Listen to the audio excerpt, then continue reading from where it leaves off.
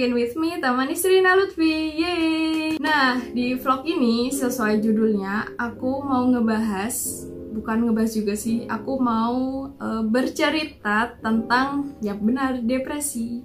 Pasti teman-teman gak asing lagi kan sama kata yang satu ini. Nah, tujuan aku bikin vlog ini tuh bukan biar kalian bisa self-diagnose gitu, bukan. Karena kita ke psikiater atau ke psikolog itu juga nggak bisa sekali datang langsung didiagnosis gitu, nggak. Apalagi kalau misal kalian hanya dengan nonton video ini kan. Nah, tapi aku bikin vlog ini tuh biar kalian tahu misal, oh ternyata aku selama ini mengarah ke depresi, atau misal kalian punya gangguan kesehatan mental lain, kalian nggak ragu lagi buat pergi ke psikolog atau ke psikiater. Karena kesehatan mental maupun fisik kalian itu ya buat kalian sendiri, bukan buat orang lain. Aku tertarik bahas ini karena aku habis baca buku I Want to Die But I Want to Eat Tteokbokki. Tara! Nah, ini yang pertama, ini yang kedua. Buku ini menceritakan tentang perjalanan penulis, yaitu Baek Se-hee, yang memiliki atau mengidap distimia dan gangguan kecemasan selama lebih dari 10 tahun. Nah, jadi di dalam buku ini tuh disajikan dalam bentuk percakapan antara psikiater dan penulisnya. Pokoknya buku ini menurutku recommended sih. Soalnya selain bagus, buku ini juga ceritanya tuh relatable dengan kehidupan kita sehari-hari. Makanya aku ngerekomendasiin buku ini kepada teman-teman yang mungkin sedang berjuang melawan depresinya. Nah, sebelum ngebahas tentang distimia, di sini aku mau ngasih tahu sedikit apa sih itu sebenarnya depresi. Nah, jadi depresi itu adalah gangguan mood atau gangguan suasana perasaan yang sebenarnya tuh nggak cuma sekedar perasaan sedih, tertekan atau galau aja gitu, nggak. Jadi kalau misal kalian lagi merasakan, kok aku tertekan ya, kok aku galau ya, kok aku sedih ya, itu sebenarnya depresi nggak sih? Nah, jadi kalau berdasarkan PPDGJ 3, gejala depresi itu ada dua, ada mayor, ada minor. Gejala mayornya atau yang biasa disebut sebagai trias depresi itu ada 3. Ada afek depresi atau perasaan sedih, hilangnya minat dan kegembiraan, dan berkurangnya energi sehingga teman-teman mudah lelah.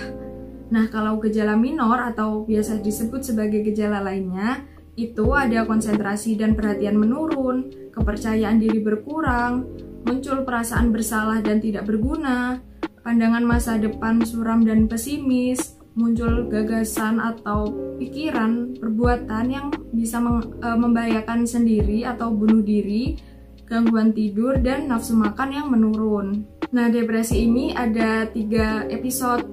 Ada ringan, sedang, dan berat. Tapi di sini aku nggak bakal bahas tentang perbedaan ketiga ini. Tapi yang jelas teman-teman udah tahu gejala-gejala depresi itu kayak gimana. Jadi misal ternyata, oh jadi selama ini aku mengarah ke depresi ya. Jadi teman-teman nggak ragu lagi buat minta pertolongan. Terus distimia itu apa sih sebenarnya? Nah, distimia itu adalah bentuk jangka lama atau bentuk kronis dari depresi. Tapi sebenarnya distimia itu berbeda kayak depresi biasanya. Soalnya kalau misal ada tingkatan, distimia itu di bawahnya depresi. Jadi kalau misal merasakan depresi itu nggak sampai depresi banget, tapi jangka waktunya tuh lebih lama. Nah, kayak gitu. Nah, terus akhirnya di buku ini diceritakan kalau pada tahun 2017 itu Baek Se-hee atau penulisnya itu bisa menemukan rumah sakit yang cocok untuk dia berobat. Nah, jadi dari sini kan kita tahu kan ya, bisa diambil kesimpulan kalau kesehatan mental itu sama kayak kesehatan fisik lainnya, bisa diobati dan bisa sembuh, apalagi kalau terdeteksi lebih awal kan. Jadi kalau misal kalian menemui orang yang ngomong kalau orang dengan gangguan kesehatan mental itu alay, ya itu salah besar, karena orang dengan gangguan kesehatan mental itu sama dengan gangguan kesehatan fisik yang artinya bisa diobati.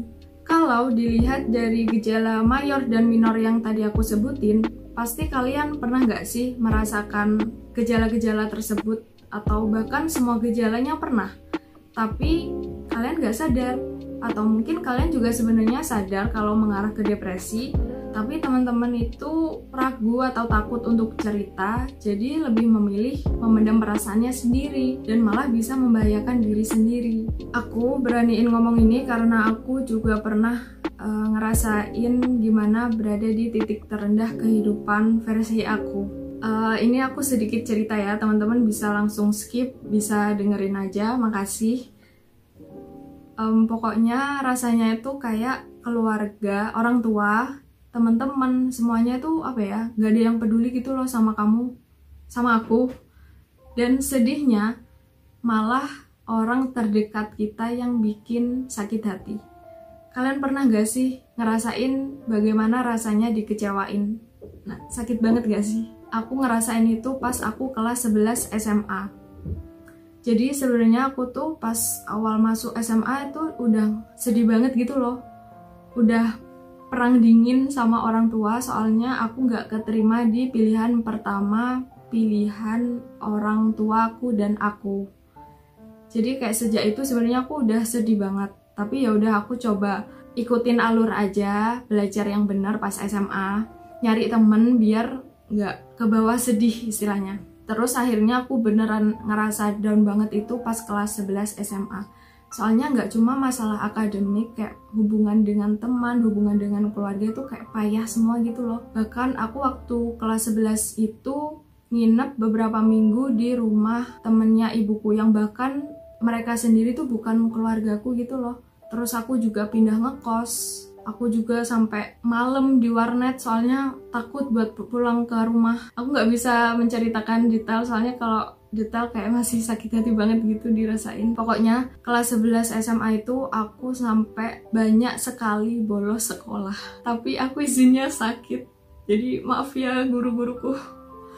Jadi aku sebenarnya kelas 11 SMA itu banyak bolos dengan alasan sakit. Padahal sebenarnya nggak sakit. Aku memilih untuk di rumah aja dan sebenarnya nggak ngapa-ngapain. Aku di rumah itu apa ya, tidur, nggak ada hal-hal yang dikerjakan. Aku bahkan juga nggak main-main gitu loh, nggak keluar main gitu, nggak.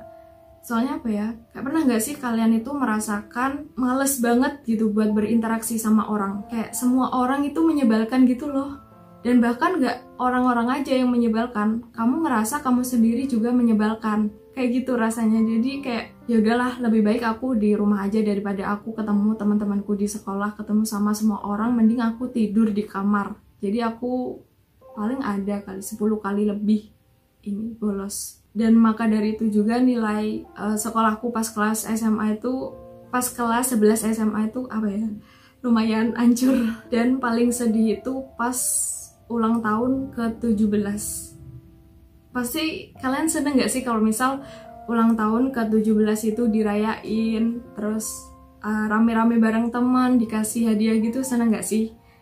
Tapi aku pas itu malah, aduh, apa ya, udah pulang sekolah hujan, terus malah disuruh nyari seseorang, jadi apa ya, gak bisa, nangis aku nanti.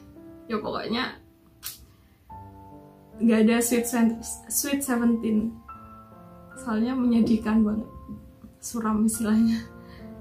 Udah itu jadiin pelajaran aja, karena aku udah berhasil melalui semua itu dan sekarang udah lebih baik. Kalau misal ditanya ada pikiran aneh-aneh gak sih?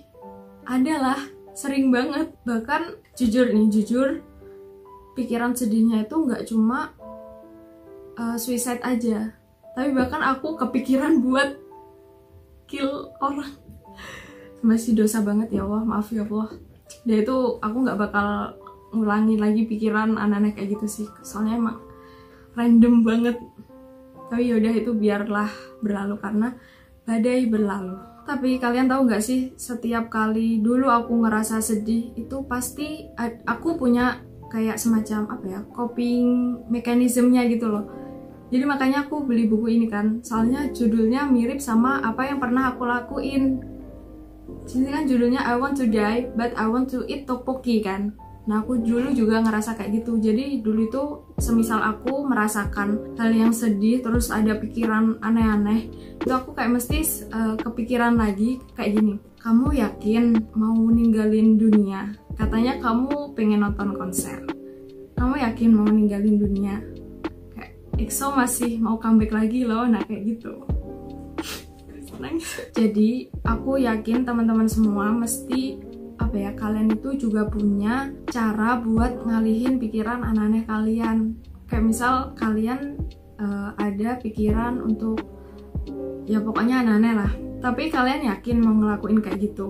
Soalnya misal nasi padang enak banget loh, yakin mau ditinggal. Lihat sunset di pantai seru banget loh, yakin mau ditinggal. Nah kayak gitu, coba pikirin lagi hal-hal lain yang kalian ingin rasakan dan kalian pasti bisa dapetin itu. Maaf kalau misal aku ngomongnya ngelantur atau gak jelas gimana. Jadi intinya kalau misal kalian ngerasain sedih banget, lagi ngerasain ke arah depresi, kalian gak apa-apa, sedih aja. Luapkan aja emosi kalian, gak usah ditahan, gak usah dipendem sendiri. Karena kamu itu gak sendirian, ada banyak orang lain yang sama juga seperti kamu dan aku. Ada banyak orang lain juga yang sedang berjuang mempertahankan hidupnya. Jadi jangan merasakan sendirian karena kita itu bareng-bareng. Jadi sejak dari itu dan sampai saat ini, setiap kali aku menghadapi kayak beratnya kehidupan, itu aku selalu mikir kalau itu adalah bagian dari proses menuju kedewasaan. Karena kalian sadar gak sih, kita itu di sekolah, dari orang tua, dari teman atau dari siapapun lah, kita itu nggak pernah diajari kalau proses menuju kedewasaan itu ternyata seberat itu gitu loh. Kita disuruh untuk mandiri, belajar dari pengalaman. Jadi ya mau nggak mau kita harus menghadapi itu. Dan setelah kalian melalui proses yang panjang itu, setelah melalui proses penerimaan dan menghadapi semua itu dengan ikhlas, pasti kalian bakalan merasa suatu saat nanti, wah ternyata aku hebat ya bisa bertahan hingga detik ini. Aku yakin banget teman-teman bisa sampai di titik itu. Jadi kalau misal masih ada yang ngatain atau berpikiran kalau orang dengan gangguan mental itu alay lah, gila lah, itu kalian salah besar. Karena nggak ada istilah gila, dan harusnya kamu support mereka karena mereka bisa sembuh. Dan jangan sekali-kali ngatain mereka itu kurang ibadah. Karena nih sangat mungkin sekali mereka yang menurut kalian kurang ibadahnya justru lebih rajin ibadahnya daripada kalian sendiri. Karena mereka yang sakit itu lebih rajin berdoanya biar bisa sembuh daripada kalian. Jadi ayo bareng-bareng kita hapus stigma buruk itu, kita bareng-bareng support mereka yang membutuhkan. Jadi sebelum aku akhiri video ini, sebelum video ini berakhir, aku mau bacain quotes dari Dr. Jimmy karena ini menurutku bagus banget sih kalimatnya. Coba dengerin ya. Terimalah diri sendiri dalam ketidaksempurnaan, karena tidak ada juga manusia yang sempurna. Izinkan orang lain memiliki persepsinya terhadapmu, karena kita tidak bisa mengubah persepsi orang lain. Namun, izinkan dirimu memiliki persepsi yang baik juga terhadap dirimu sendiri. Jangan karena orang lain merisak diri kita, lantas kita ikutan membuli diri sendiri. Pandang kelebihan dalam dirimu sebagai sesuatu yang pantas untuk disyukuri, dan kekurangan dalam dirimu sebagai sesuatu yang perlu diperbaiki. Jangan pandang kesalahan dalam dirimu sebagai sesuatu yang salah dan layak dibenci atau dihukum, sementara kebaikan dalam diri dianggap sebagai tidak ada atau sekedar biasa saja. Dirimu perlu kamu kenali dan terima, bukan hakimi dan musuhi. Dirimu adalah hasil dari masa lalumu hingga masa kini. Jangan bandingkan perjalananmu dengan orang lain yang tentu perjalanan masa lalunya berbeda denganmu. Hidup ini adalah perjalanan penerimaan, bukan lomba lari hebat-hebatan. Selamat menemukan perjalananmu sendiri dalam menerima, seperti yang penulis juga sudah temukan.